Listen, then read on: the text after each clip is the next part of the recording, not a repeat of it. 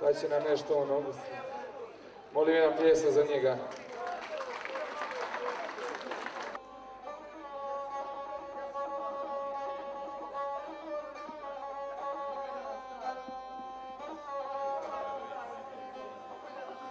Ej, pozdravit ću pratnju i svatove,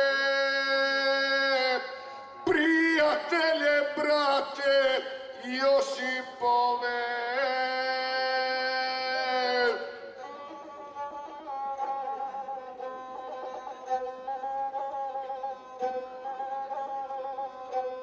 I Stevića i njegovu salu,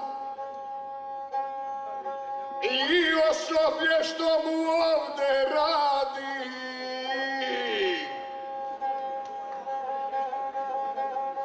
Zato mi je zapivati volja, dobar Stević, hrana mu još bolja.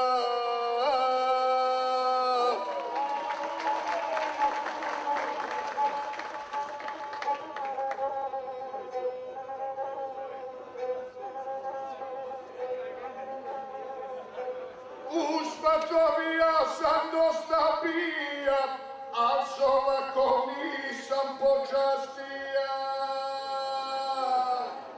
Zbog kulture maničkih mladića,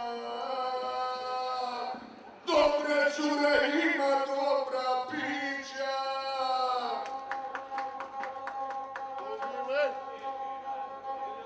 Dragi gosti, poslušajte mene, ponesite kući uspomene.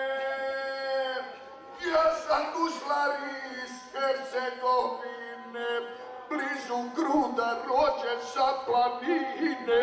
Ustaška me majka porodila, a hrvatskim likom zadojila. Pivalo sam ljudi pisme razne i zbog toga važda plaća kazne. Otkad dođe nezavisna naša, nikoga se ne plaši ustaša. Hvala lijepa.